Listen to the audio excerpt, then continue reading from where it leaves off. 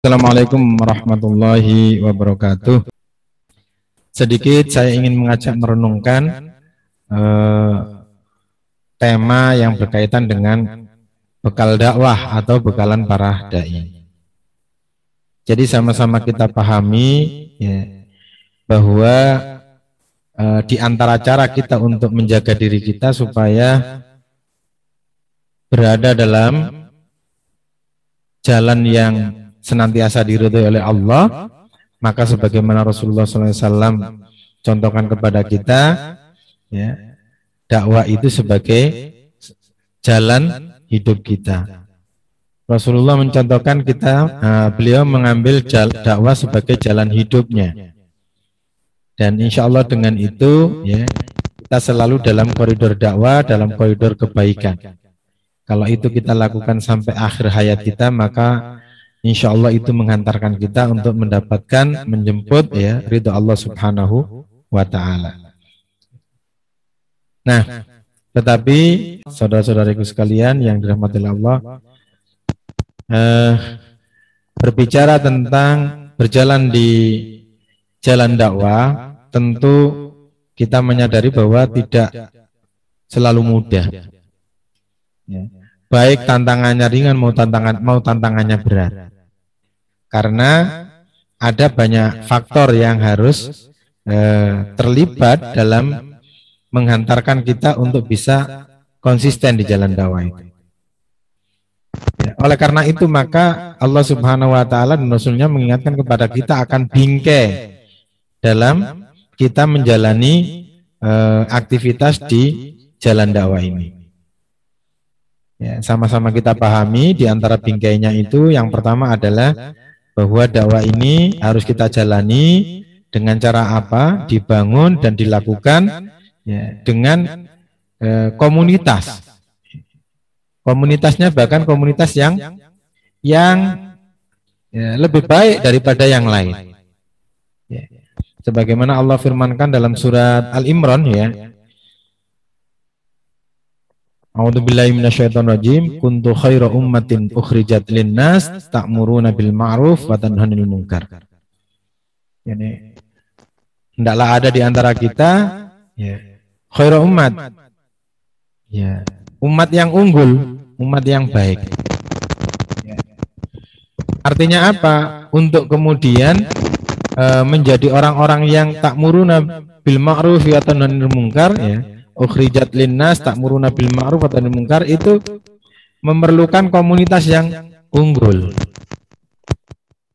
Khairul ummah. Ya.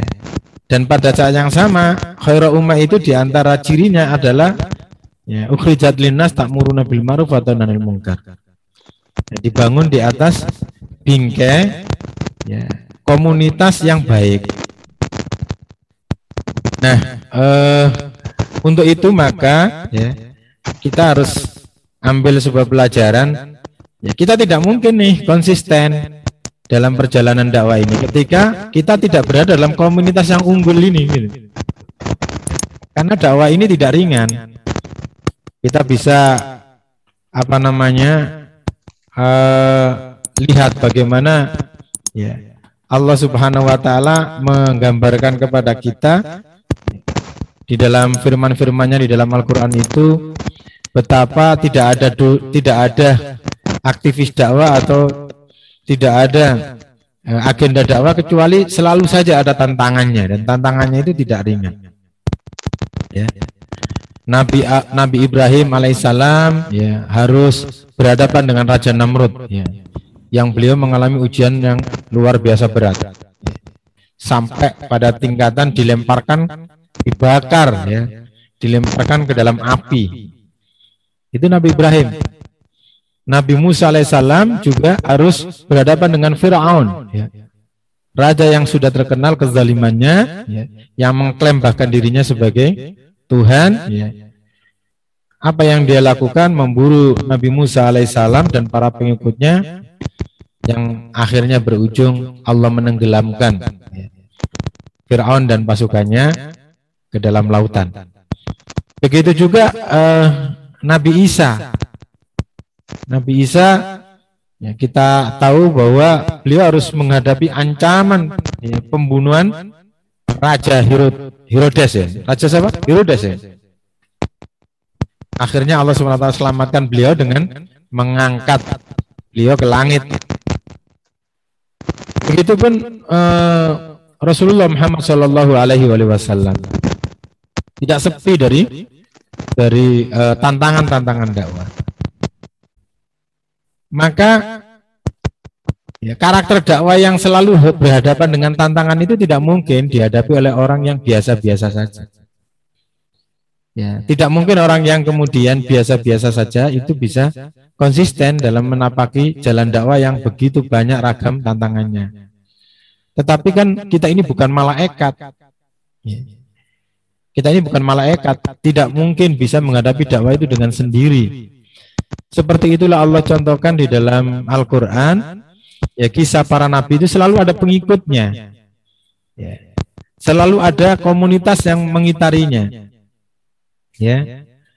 Maka di dalam surat Yusuf itu Allah berfirman, "Qul hadhihi sabili ad'u ilallahi ala basiratin ana wa man ittaba'ani." Ada komunitas, ada Rasulullah dan ada orang-orang yang mengikutinya. Sebagaimana Nabi Isa ada Hawariyin, ya.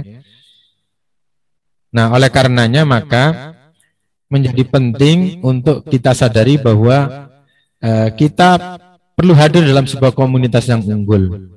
Dan pada saat yang sama kita harus bertanggung jawab akan ya, keberadaan komunitas itu untuk tetap unggul, supaya kita berada dalam lingkungan yang memungkinkan kita bisa menghadapi berbagai macam tantangan dakwah ini. Yang kedua, sama-sama kita sadari, kita pahami ya, bahwa bingkai dakwah itu adalah mujahadah. Ya, bingkai dakwah itu adalah mujahadah. Walladzina jahadu fina lanahdiyannahum subulana.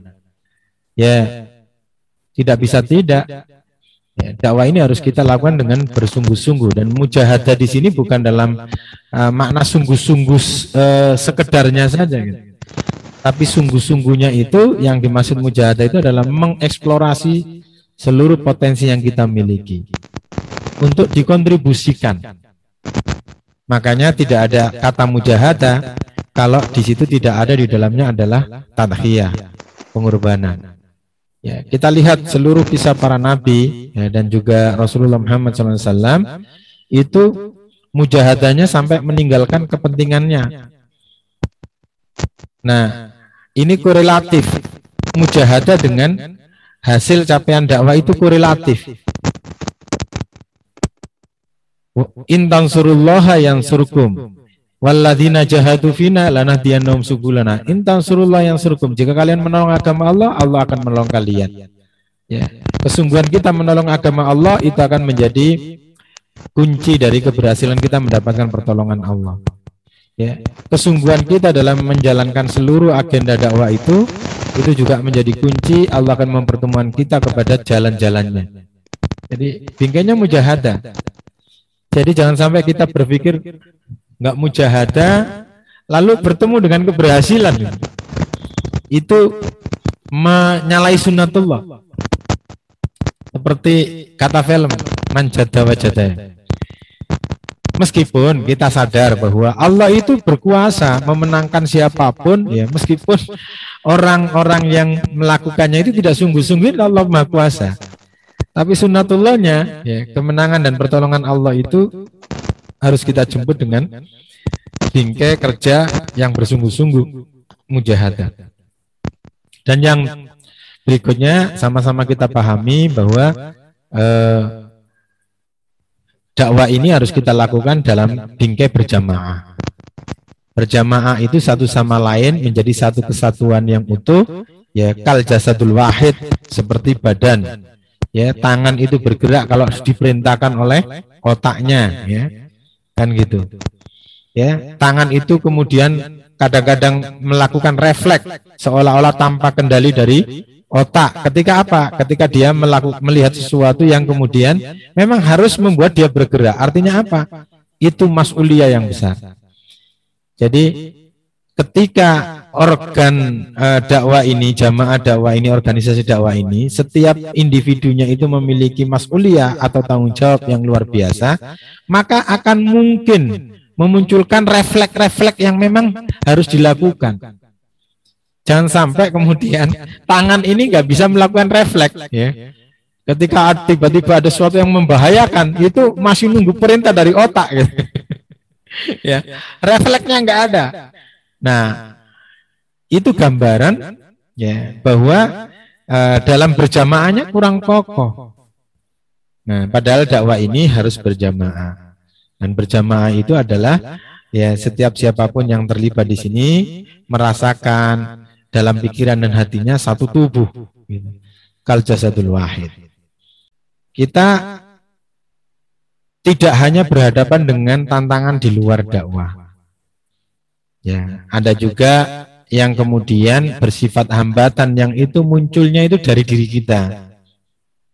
Ya. Kalau tantangan dari luar diri kita ini tidak bisa diskenaroi. Ya. Nah, ada lagi hambatan yang berangkat dari diri kita. Apa itu? Ya, yang sering diistilahkan oleh sebagian kita adalah penyakit-penyakit dakwah. Nah, karena kaidah dakwah itu harus kita bangun dalam bingkai komunitas, maka penyakit yang harus kita antisipasi itu jangan sampai kita ya, merasa nyaman dengan kesendirian kita. Ya, istilah bahasa Arabnya itu infirodiyah. Sendiri. Dakwah ini nggak bisa kita lakukan secara sendiri.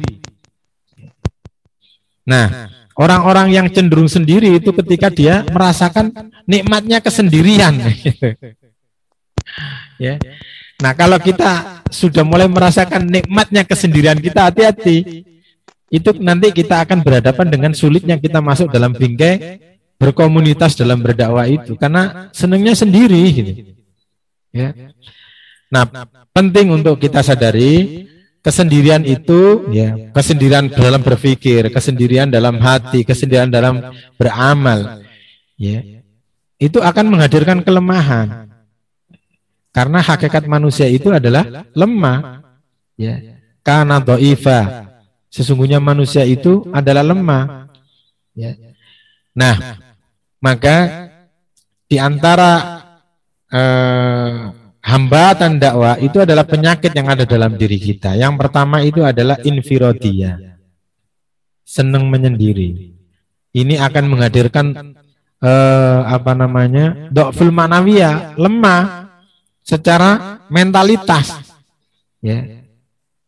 Kenapa? Karena cenderung tergantung pada emosinya dia pribadi, nggak ada yang mengimbangi, ya.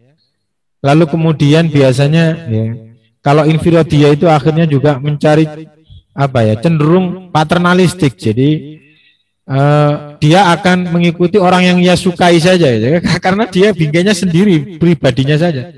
Ya. Yang akhirnya nanti terbawa pada arus mengkultuskan.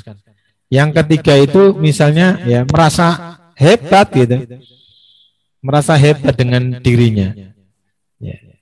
Dan kemudian juga mungkin ya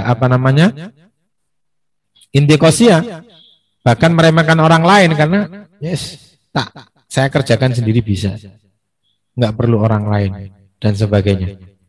Nah, orang-orang seperti ini berpotensi untuk apa? Pertama adalah punya gaya serampangan dalam menjalankan agenda dakwah, ya.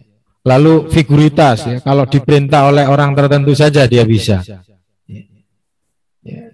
Bahkan egois, ya, anania. Dan disinilah kemudian akan menjadi potensi dia sebagai penyebab perpecahan dalam komunitas, ya. Kalau dia sudah ada di komunitas, ya, lalu dia masih memiliki potensi seperti itu, dia ini justru yang akan menjadi penyebab terjadinya perpecahan. Nah, yang kedua, tantangan dalam diri kita dalam konteks dakwah ini adalah juga yang sering kita sebut sebagai futur, al-futur. Fatra itu apa? Bisa tidak semangat dari yang tadinya semangat. Ya, itu level pertama mungkin. Yang kedua adalah tidak hanya tidak bersemangat, ya, berhenti setelah dia bergerak, ya, diam aja. Ya, alasan bisa dipakai, ya, bisa dicari apapun. Yang semangat tadinya jadi nggak semangat itu bisa saja punya alasan. Yang alasan itu bisa dicari. Ya. Begitu juga yang tadinya bergerak berhenti, tasakut, diam. Ya. Alasan juga bisa dipakai, banyak alasan. Nah, tetapi yang perlu kita perhatikan, kita pahami adalah tidak boleh kita mengalami futur itu. Makanya kemudian bingkainya itu mujahadah, bersungguh-sungguh. Nah, yang terakhir ya, itu bahkan ini tingkatan dari futur yang paling tinggi dan itu berdampak kepada tercabutnya bingkai yang ketiga, yaitu berjamaah apa? Insilah. Apa? Ya, memisahkan diri dari komunitas, ya, memisahkan diri dari organisasi berjamaah, ya, organisasi dakwah ini, ya, maka dia betul-betul sudah tercabut dari kebersamaan, tidak hanya tercabut dari komunitas, tapi juga tercabut dari bingkai berjamaah. Nah, ini penting untuk kita sadari bersama bahwa penyakit dakwah itu lebih banyak bersumber dari diri kita, bukan dari orang lain. Adapun orang lain hadir seolah-olah sebagai penyebab, itu seringkali akibat dari kita memang tidak ingin menyalahkan diri kita, ingin mencari kambing hitamnya. Supaya diri kita ini tidak salah, maka hadirlah di situ teman kita salah, hadirlah di situ ya pemimpin kita salah, hadirlah di situ ya program dianggap salah dan seterusnya. Semuanya yang salah bukan kita. Yang kemudian itu membuat diri kita mengambil sikap untuk berhenti dari semangat, berhenti dari berbuat atau bahkan keluar dari organisasi jamaah. Nah, untuk itu ada baiknya kita membuka kembali surat Yasin, surat yang sering kita baca, ya bahkan setiap pekan ada yang setiap hari membacanya. Ya, kita baca surat Yasin, mulai dari ayat 13 sampai ayat yang keberapa? 33 atau berapa itu? 28. Ya.